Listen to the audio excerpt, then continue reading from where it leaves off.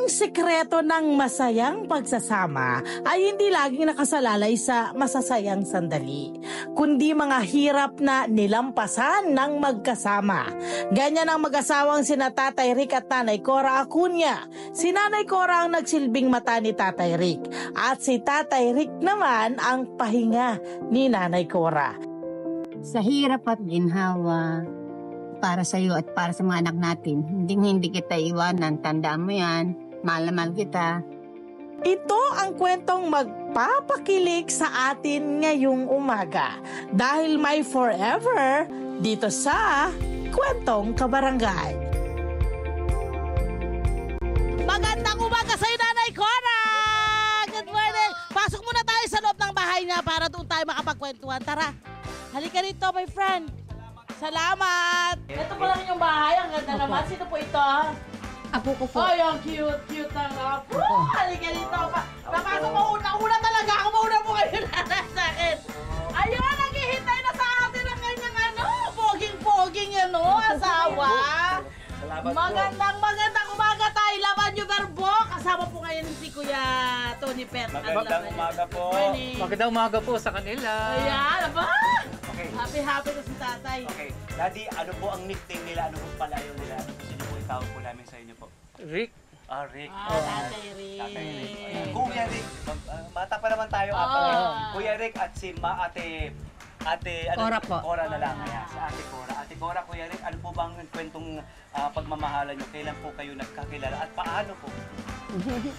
Ayan. Oy, Ay, gusto ko yung sabihin ko na. Oy, huwag ka magsabi, nakakaya na parang siya po kasi yung Ayan po. Ayan. umpisang.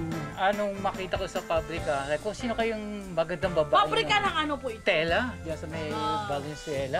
Anong sabi mo? Like, kung sino kayong tisay na magandang babae. Ito mo si ate, nakikilig ka naman na natin ko. Okay, tapos mo. Nalaman ko, sabi, Cora daw ang pangalan niya, Cora. Like, ano ko yun, crush ko yun, love ko. Crush agad kasi Crush ganda. agad. Pero hindi ka raw agad nagsabi ng iyong nararamdaman. Medyo nahiya-hiya ka pa muna kay Ate Cora. Tama daw po ba? Sa sobrang gusto ko, sobrang ganda niya, sobrang hiya ko naman, di ako makapagsalita. Gaano katagal yung hinintay mo para makapagluhog ka ng iyong pag-ibig kay... Nahiya daw siya eh. O kaya nga gaano katagal ang hinintay mo? Alam mo, sa totoo lang, inabot din siya ng 9 na taon. So umabot po ng, ulitin po natin, umabot ng 9 na taon bago kayo nagkaroon ng lakas ng loob. Oo. Lumapit kay Mang Cora. Kung di pa kami nagkaroon ng outing sa may Bulacan swimming pool, di pa ako magkakaroon ng pagkataon makakausap siya. Sobrang ano nga bago sabi. Daya, ano ko lang itong ano mo para Ayan, makita lang yan. para makita naman yung kagandahan ko naman. Ayan. Ayan. Joke lang po. Sabi niya. Okay, sa outing nyo, saan po yung outing nyo sa nangyari to? Sa Bulacan, sa Bulacan. swimming pool. Okay, so paano po nangyari roon? Ano po nangyari sa outing? May nagtulak sa kanya. Sakto bumagsak siya sa harap ko. Swimming pool. Sa swimming pool. Okay. Doon Sino ako- naman itong nagtulak na ito? Mga Kabarkada, mga barkada, mga classmate. formal sa trabaho. Okay. Yan. Kasi daw ang alam namin, pinagkaano kayo Pinagpaparis talaga kayo. talaga ayaw. Oo, lahat boto sa amin kasi alam nga may gusto ko pero hindi ako mapagsalita. Oh. Kaya ano sa swimming, may nagtulak na, alam na andun ako. Ikaw naman, Ate Cora, nagpatulak ka naman. Natulak ako Ay, marunong ba siya lumangoy? Yun nga sinabi ko. Ano? Gusto mo ba turuan kitang lumangoy? At yun, nagkagaanan naman kayo ng loob. Tapos noon, sa service bus namin, may nagtali na sa kamay namin. Yung sa unang pinaalis ng mga kabarkada ko. Okay. Diyan na kami, tinali na kami. Nagtali kami pong ganyan. Ano? Okay, tanungin naman natin ang side ni Mami. Ano naman ang Kasi baka naman nararamdaman hindi mo naman yung noon? totoo. Oo, sige. Patuhanan mo nga, Mami, Joke at lang. anong reaction mo naman noon? Nung tinulak kami natulak ako sa swimming pool. Naasalo niya ako. Hindi niya na ako tinantanan. Kinausap niya na po ako. Tapos Ngayon ano po, sabi niya sa'yo? ay, marami. Ay, sabi niya ba, I crush you? Wala siya sinasabing gano'n. Basta kausap na gano'n. You fell first but I fell Alam ko naman harder. may gusto siya. Alam ko naman may gusto siya sa akin. Ay, alam mo. Pero yun nga po kasi nire-reto-reto. Pero ikaw, Mami, maaamin mo ba noong time na yun na meron ka nang nararamdaman May crush ka sa kanya o wala? Katiting lang. Katiting. At least meron. Meron pa rin! Meron, kahit Meron pa katiting. rin! Meron kami! Yan naman ang mga dalagang Pilipina talaga, modest. talaga sila, si- modest tayo, di ba? Tapos nung sumakay na kami ng service, Oh, Eh, mga nagpupus sa amin, pinagtali na kami. Okay, Ano po, tapos. hanggang Yun na sa- yun. Wala nang walang bawian na. Ito na, nasa opisina na kami, Oh. nasa opisina na ako. May bisita raw ako, alas 12 ng break time. Alas 12, break time namin. 12 noon. Sabi niya, Cora, may bisita ka dun, nasa table ko. Makita ko nandun siya. Anong dala niya? Anong dala niya? Wala. Kasi break time, nagtatrabaho kami nun. Sabi ko, bakit yan dito to? Feeling niya, mag-boyfriend na kami. Ano na nararamdaman niya? Masaya naman. Kinikilig ka? Doon na po niya ako kinausap. After, So, niyaya ka mag-lunch? hindi. Ay, Kasi, nagkita lang kayo. Okay. magkasama kami sa sa work. Pigilan mo muna yung nararamdaman mo. Pinigilan po ba yung kilig ninyo, ha? Si ko tatay naman ang magpapakilig ulit sa Okay, nandun ka, naghihintay ka. Oo. Doon sa may upuan, sa may kainan. Nakaupo ka na. O, papalapit na kayo sita. Ate Cora, anong nangyari? Anong ginawa mo? Sinabi mo? Lalong gano'n, habang malapit, pati ka ba ng dibdib ko? Ano sabi ng tip-tip mo? Ito ng babaeng mamahalin mo. Kayo naman lahat, kayo marunok. Natawa, nakiligan. O, tapos, sinabi mo nang nararamdaman niyo po. Oo, sabi ko sa kanya, at tinago agad siya, love. Break time na, pwede ba magkausap tayo? So, kailan kayo officially naging mag-on? Sinagot mo siya? Hindi ko, walang sagutan eh.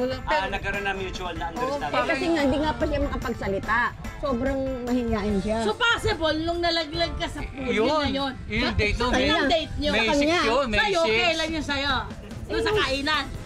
Everyday niya ako pinupuntahan eh. Okay. Yun na yun. Parang sabi ko, hayaan mo lang. At ito na pong inyong naging samahan, ito na po yung naging road chat para masabi niyo pang, ito na, this is the one. Oo. Ayun na. Yes, yun na. Kasi Opo. Kailan kayo kinasal? after 5 months, Ang bilis hindi ko eh. siya pinakawala. Alam ba, kailan kami kinasal? Opo. Mismong birthday ko. Yeah. Eh, sabi ko, Lord, salamat itong babaeng pinakamagandang regalo mo sa birthday ko. Wow. October 29 yun, ang ganda. Wow. Kuya, Sinabay mo sana talaga. all. Sinabay mo talaga sa birthday mo Sa para birthday ko. magagandang regalo mo. Pinakamagandang regalo sa tanang buhay ko. Opo. Pag-asawa ko siya. Okay, so ngayon ay nagsama at Ilan ang naging anak? Apat. apat. Ngunit sa balita po namin, matapos po ang ilang buwan lamang, isang taon lamang, nagkaroon po kayo ng isang setback sa buhay. Nagkaroon po ng problema sa mata sila. Ano po, nagkasama. Ano po nangyari? Ano po nangyari? Sa pabrika ko, unti-unti na lumalabo ang mata ko. Opo. Dahil po, ano po bang trabaho niyo, sir? Nagkukulay ng sa tela, yung dye-stop chemical po. Opo. Hindi ako nagsusuot ng goggles. Ayun, naepektuhan yung mata ko. So, yun po ang naging sahinan. Medyo natalansikan po kasi ng Talamsik na Talamsikan. acid. Opo. So, kayo po ay partially blind, fully blind, legally blind po kayo. Kaya nung una, totally blind. totally blind ako. Kaya yung nakuha ko sa company, binili ko ng tricycle. Okay, okay. Ayun. Para, Tapos? para may pagkakitaan, medyo malabo na ang mata ko. Nasa likod siya, back right. Ayun ang pasero, bilisan mo, dali. Siya ang tagahanap ng Oo, ako ba? pasero. Ikanan Ako mo, po ang ikanan back mo. ride. Back Nung ride. time na yun. Nung Kasi lumalabo kailangan may na. guide kailangan mo siya. Pero nung Grabe, ang ganda ng story Pero nila. po nung na talagang hirap na siyang magmaneho. Magtingin. Opo, hindi wala na kaming makain. Opo. Sabi ko, paano to? Wala tayong trabaho. Yes. Hindi naman po ako makapag-apply kasi Yes. may anak na po ako eh. Yes. Babantayan ko pa po siya. Yes. Eh sabi ko, Lord, tulungan mo ako. Umiiyak na po ako. Sabi ko, wala kaming trabaho, wala kaming makain. Tapos po, nung matanong-tanong ko kay tricycle, ako na nga lang magmaneho. Sabi ko, "Yun po." Nag-decide na kayo magmaneho. Bakit to kayo biglang naging emotional? After ho natin kiligin, emotional naman tayo. Mahirap po kasi eh. Napakahirap. Napakahirap po para sa akin yung ginawa ko, yung sacrifice kong ginawa. Napakahirap po eh. Sa inyo tayo. Sa akin, napakasakit no. Sabi niya, turo ko siya magmaneho. Sa loob ko, sa opisina to. Ngayon, pahawakan ko naman ni Bella sa gitna ng araw. Kasi parang nagkabaliktad Oo. po ang role. Napakasakit sa akin yun. Opo, Asawa ko sa lalaki. magmamaneho. Nag-iisang babae. Masaya. Opo. Nag-isa lang po ako dito eh. Opo. Kaya, ano mas sa loob ko, tinuro ko siya magmaneho. Saka yung pride ng Oo, lalaki, di ba, oo. bilang pamilya. Oo, babae minamano pa. Pagmamaneho Labing mag-tricycle. 5 taon po ako nagmaneho. Opo. Ng tricycle. 15 Dito po years. pumunta niyo sa barangay. Dito lang po Dito sa po. dito. Opo. At kamusta po ang kita? At Nakakaraos naman po. noong time? Kaya lang, At ang alam namin, backride niyo naman si Tatay Des. Oo, Oo, ako sa Nagkapalit. likod, ako siya sa naman. likod. Gusto niya sumama na init daw dyan. Nakakahanap ka ba ng pasahero? Hindi ko Hindi na, Hindi syempre. ko, ako sakaling ang tagatulak. Pag hindi kaya, Opo. tagatulak. Nangyari po sa amin kasi pag nasisiraan po ako, wala akong Tama. hirapan po akong Meron nga magtulak. namang- Pag tulak mo, tulak mo. Tinutulak niya po ang hanggang dito po sa bahay. Gagaling po siya. Yung ganda po ng Pag napaplatang po ako, daling ko sa Ito, pinatotohanan nyo ang konsepto ng talagang isang mag-asawa. Hindi ba? Sa Magkatuwang hirap talaga. at ginhawa. Magkatuwang Sa talaga. ligaya at saya, sa Totoo. sakit at healthy kayo, magkasama kayo. Yun talaga yung susi ng isang mahabang pagsasama. Tama po ba, Mami? Daddy, ang pagta-tricycle po ay ang inyong pinagkunan ng pangtusto sa pag-aaral na pagtapos po ang mga anak. Opo. Wow. Pero ano pa po, nagsa-sideline pa po ako. Ano sideline mo pa? Bumibili po ako ng mga karton sa mga store, sa mga Tapos? tindahan. Tapos bebenta ko po dun sa, sa junk shop. Wow. Iipunin ko po yun, tapos pag marami na po, bebenta ko. Paano niyo po naitawid ang 4 na anak para po makapagtapos? Kasi gusto nang malaman. Gusto pong Ah. malaman. Tipid lang po. Kasi, Kung ano yung kailangan lang, yun lang. ako, kahit sa pagkain po, tipid kami. Yung nga po, minsan nga po, sabi ng anak ko, ano ba yung isang maling ha? Kakalahatiin pa, yung kalahati sa Isang delata. kalahati pa po sa Saka pag kumakain kami, tipid ko. sabi ng anak, patay na electric pan. Sabi ng anak ko, bakit? Kasi baka pa rin yung meatloaf. Kasi sobrang nipis. Sobrang nipis. Tipid na tipid po kasi kami nung time na yun. Dolphy, ikaw ba yan?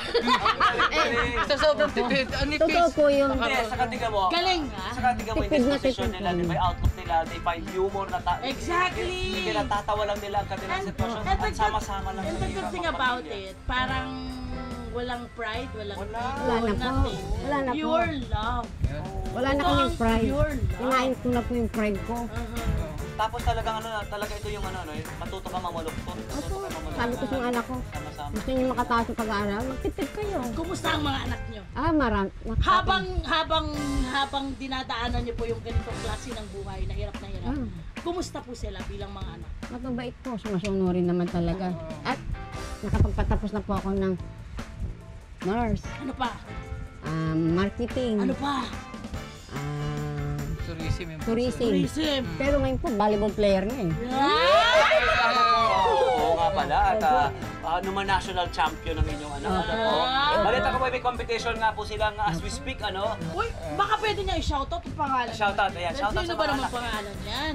Shout out, Jacqueline Acuña, Yeah. best middle blocker. Kanino mo niya nakuha pagiging athletic? Kay mami, kay daddy? sa akin. Ayaw pumayag, Dykes. Kasi po, naglalaro din po ako ng... Ayan, napakaganda. At syempre, Nay, para sa mga mag-asawa, ano ang inyong pinakamagandang maipapayo sa kanila?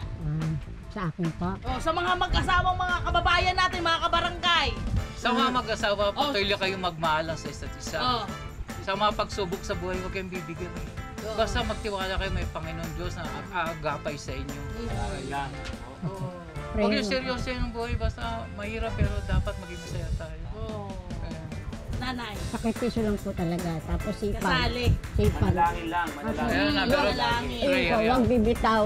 sa pag-ibig.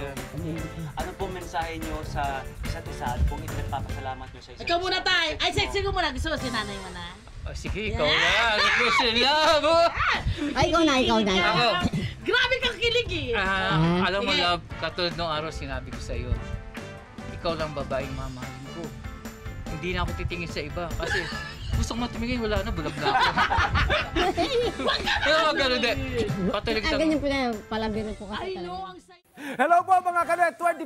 Si Kuya Tony Pet po ito mula sa Love, Tony Pet and Everything. For more Love, Tony Pet and Everything updates, just click on our subscribe button and follow us on our Net25 social media pages at Net25 TV and at Net25 Entertainment Facebook. Magkita-kita po tayo!